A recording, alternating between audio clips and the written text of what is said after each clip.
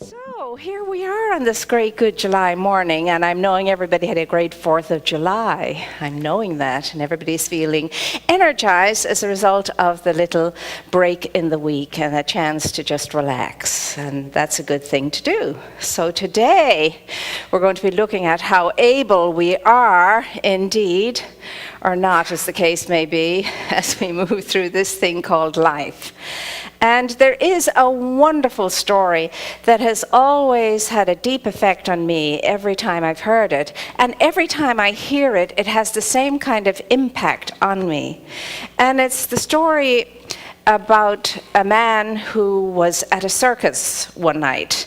The circus used to come to his town every so often, and he was there, and it came to that time when he felt he needed to go to the concession stand and get something to eat.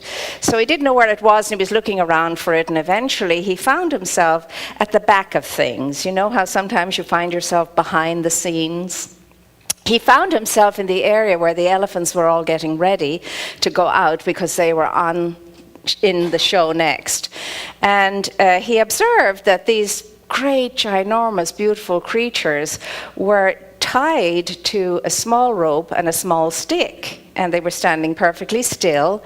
And he mused at this, and he mentioned it to the trainer, and the trainer said, "Oh yes," he said, "that's how we train them." He says, when they're very, very young, he said, we put a heavy chain around one of their legs, and we stake it to a very solid steel pole. And of course, as they try to get away, they can't get away. And eventually, they stop trying to get away because all of their endeavors were in vain. And they stay put. They stay in the vicinity as far as the chain will let them meander. And so he said, once they get to that point, then we can take the chains away and take them away from the poles and just put a little rope and a small stick in the ground, and there they are, because they're conditioned now. They're conditioned to believe that once they have something around their legs, they cannot move further than the rope now at the moment. And he said, that's how we do it. And so the man pondered that, and off he went. And I am sure that that night when he was going home, he was thinking about the elephants and how conditioned they were. And it always makes me sad when I hear that story. It always does. And I think about those unfortunate elephants, and I think it's not right, I tell you. But yet, I think, like that man, it's not just about the elephants. I'm sure he pondered that night going home, well, how am I conditioned in my life? What conditions me in my life to keep me stuck, to keep me stopped in a certain place, in a certain time, in a certain energy, in a certain zone? And there's a great gift that I get every time I listen to that elephant story.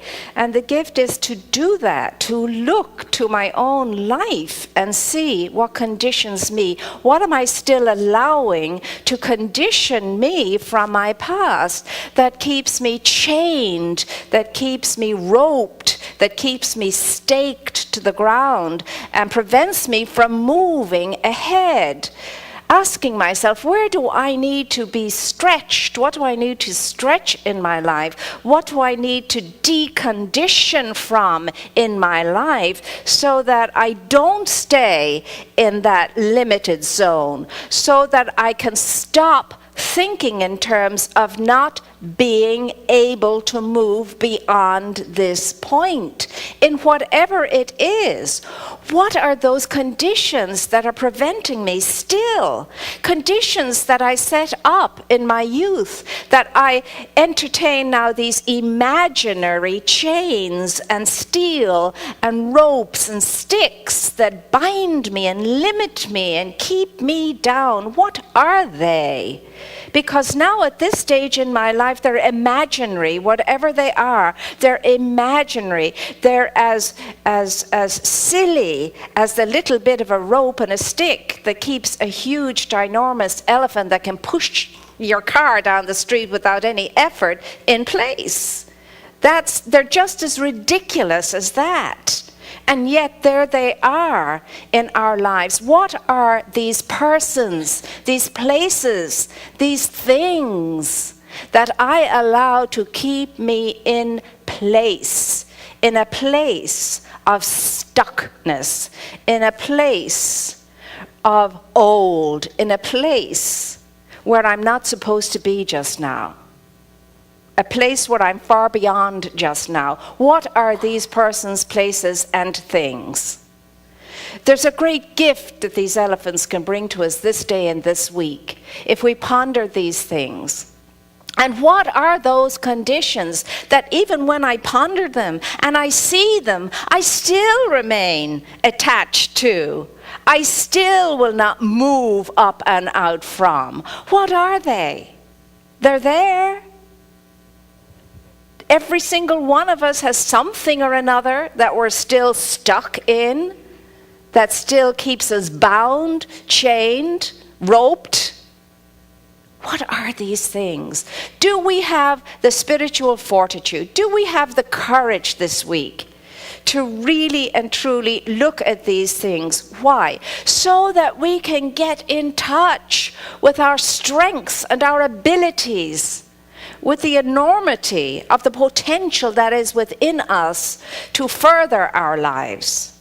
How many of us are still thinking that we cannot do anything great? How many of us are still feeling that we cannot live a life in an extraordinary way? How many of us are still tied to our sick thoughts and our toxic feelings from of old that truly prevent us from living with vim and vigor and zest and vitality and enthusiasm and the ability to be present here and now and open to the fullness of what here and now has to offer us? How many of us are in the tired and weary past and the dreaded future in our thoughts and in our feelings much of the time? Instead of being here, right now, where we have the possibility, the opportunity to take care of business. Here and now is the only place I can take care of business. I can't take care of it yesterday, and I can't take care of it tomorrow, but I can take care of it today. And how many of us still, it amazes me, in spite of all of our endeavors, and we do endeavor. Look, we're here, aren't we? We do endeavor. In spite of our endeavors, in spite of all the information that's fed to us, coming to us, flowing to us from all kinds of media, in spite of the amazing philosophy and teaching of the science of mind and the practice of its heart, in spite of all of that, look to the spots and the places in our lives that we will not go to, shine the light on, because I'm not going there now. And yet we have to clean it up and clear it up and to release it, and as the song says, let it go, let it go, let it go. What the teaching has to bring to us, what the teaching has to bring to us is the understanding and the realization that each and every one of us is a being of infinite possibility, infinite unlimitlessness, and that within us we're imbued with enormous talent, awesome ability, and amazing strengths. There's the awesome one and only force, the greatest force in the universe, breathing you now, breathing me now. It's a force, it's a presence, it's a power I can call upon that is a very real, immediate, and present help when I do. No matter what my circumstances are, and no matter what odds seem to be up against me, if I can just get into that conscious awareness that I am more than myself, that there's a greater thing happening in me than my circumstances, my situations, my signs, my symptoms, and all the rest of it. If I could just touch that in a way that I would allow myself to feel that this is so, then nothing is impossible for me to achieve. Nothing is kept from me of any good that I desire. Nothing, no thing, no thing. If I can get in touch with that, if I can just believe that I am more than my little self, I am more than I think I am more than all of my circumstances. Much more than that. If I could get away from the circumstances, out of the old binding, limiting, narrowing thoughts and feelings that I entertain so much of the time, if I could just get away from, unstick myself from that, upstick myself from that, unchain myself from that, and move into, look, here's the dreadful situation and sad sob story of my life now, but it can change. It can change. It can change because I have a mind. I can use that mind. And if I change that mind, my life will change along with my thinking. I have an emotional body, and I can feel in that emotional body. And if I choose to feel differently in that emotional body will change. And when I change in my thinking body and my feeling body, my physical body must change along with me. Must, has to, no option. It's all very Shakespearean. Have you noticed that? Shakespeare's not dead. Shakespeare's alive and living every day of our lives. It's very Shakespearean, your life and mine. Ah, nothing good nor bad, said a bard, but thinking makes it so. How true is that today, as it was the day those words were uttered? Nothing good nor bad, but thinking makes it so. So you can stand in defiance. You can stand and say to the condition, no, I don't think so. Yes, you're a very real fact in my life, but soon you'll be no thing. Because I am taking the truth to you, the fact. And I'm going to saturate you, the fact, with my truth. And when I'm finished, you are no thing. But thank you for your visit anyway. I've learned a lot. Now here's your hat, and what's your hurry? You see, that's the way we have to approach circumstances, situations, signs, and symptoms. And this is not pie in the sky, but neither is it for wusses. This is not a wussy kind of understanding and a belief system and a philosophy. This is for black belters, because when the going gets what? What happens? How many times have you said that to yourself and to other people? But when your back is up against a wall, then you get to live it. Then you get to know whether you believe that or not. Then you get to do that yourself. Then you get to do that yourself. We don't want to be going around either. The elephants reminded me for some reason of Bob Marley. You know Bob Marley in the Scrooge story? You know, he comes back laden down with chains and weights and everything and says, Scrooge, Scrooge, Scrooge, please learn from me. Don't end up the way I have ended up. And Scrooge is going, do not. As he moved through his life, he refused to ponder. He refused to look at all the places he was stuck. He refused to see the chains and the steel and the sticks and the ropes that were absolutely beginning to smother him. He refused to go there. He was fixed on one thing and one thing alone: greed and avarice. That's all his focus was on until it was too late for him. But somewhere in his youth and childhood, he must have done something good, because he came back to warn Scrooge. And Scrooge did eventually learn. But it took even Scrooge a long time, as you know, to wake up and smell the coffee. Never mind drink it. But he did, and he got it, and then he lived every day of his life as though it was Christmas, in that generosity of spirit, and made up for his past.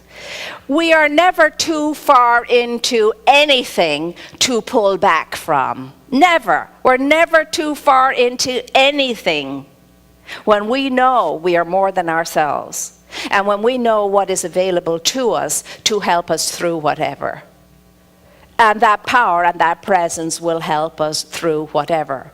And when you get to know more fully and more deeply and more securely that power, that presence is a very real, immediate and present help, things will get lighter, things will get easier, things will move more quickly, things will unfold much more easily with grace and ease. But don't take my word for it. You have to try this out yourself, test it out. But you can't do that without forming a close, intimate relationship with your source, you see. You're not going to trust someone you don't know, are you? No, of course not. Well, you're not going to trust something you don't know either. And you're not going to trust your source until you have some kind of relationship with your source. So you better hug up on, love up on that source. If you want to develop the faith that moves mountains, if you want to grow the tempered steel in mind, in heart, in body, and in soul, that can always meet an occasion, a situation, and an adverse one, and say to it, okay, all right, let's see what you got. Because I have more. I have more. Again, it reminds me of that lovely young girl in Michael's that year. I turned up with 3 huge spilling over baskets one Christmas with a queue a mile long, a line a mile long. And I thought, well, somebody said behind me, well, she's going to like this one coming at her. And the girl looked at me and she said, bring it on. You know, as the young ones do that. They have a little bit of movement and everything. Bring it on. And see, that's what you and I have to say to life's, stumbling blocks. We turn the stumbling blocks in this teaching into stepping stones. There are no stumbling blocks. There are stepping stones into the good that we desire. If we can keep with it, if we can stay with it. And it is so not easy. It is so not easy when you're weary, when you're tired, when you're achy, when you're painy, when all of that's going on. You're so pushed to the pin of your collar. And it's easy to lie down under the weight of it all. But to the ones that get up and stay in the game, victory is assured. The Game of Life and How to Play It. Florence Scovel Shinn's great little book. I had it on my shelf for 10 years before I read it. And then I said, darn, I should have read that a long time ago when I first got it. I was living way away. I was in London at the time, and a friend of mine here sent it to me. And she had the reputation of being a bit woo, And they say, oh, there goes Jane again and all her new stuff. What is she into now? And so that understanding and that realization that life certainly is a game, but you have to ask yourself, since it is a game, where do I want to be in it? Do I want to be in the game, or do I want to be in the bleachers looking on, board, or whatever? I know if there's a game around, I don't want to be an observer. I want to be part of it. No matter how badly I know how to play it in the beginning, it doesn't matter. I learn. So if there's a game going on, let me be in it. I want to be active. I don't want to be sedentary. I don't want to sit upon my derriere and just be an onlooker. It doesn't work for me. It never has. Even as a small child, I remember looking in all those wonderful shop windows and seeing myself in them.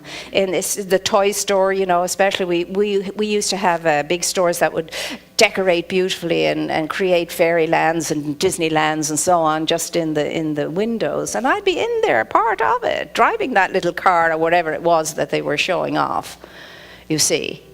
And you and I have to make up our minds now whether we're in the game or we're on the sidelines. And if we're in the game, for heaven's sake, play. Play ball, for heaven's sakes. When it's thrown to you, catch the thing, or at least try to. Try to. Endeavor, and eventually you will. So this week, this day, begins our decision in our own minds to uproot ourselves from all the things that tie us down still, bind us still, persons, places, things, whatever they are. We're ready, we're able, we can, we're going to do it.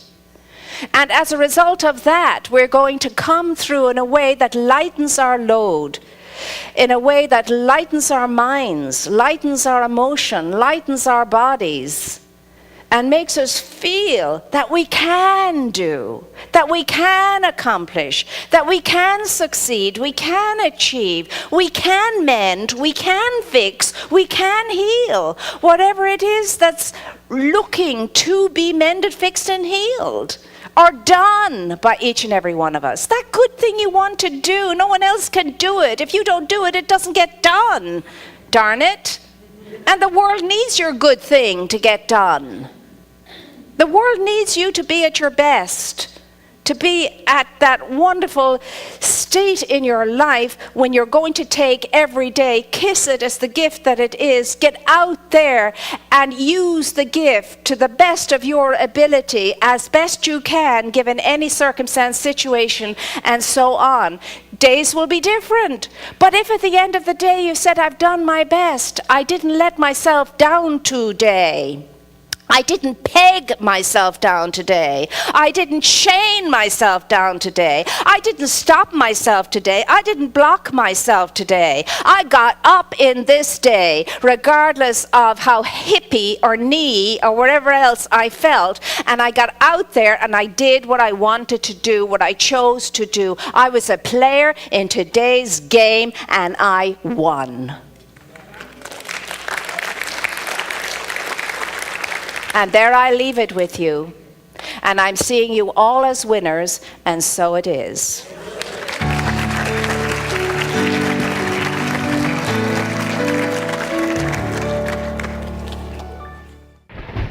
We invite you to experience Dr. Moira in person on Sundays. Our services are at 9 a.m. and 11 a.m., and childcare is available. Please join us. If you enjoy these messages and would like to make a donation to our center, please visit our website at redondocsl.org. Thank you for your support of this ministry.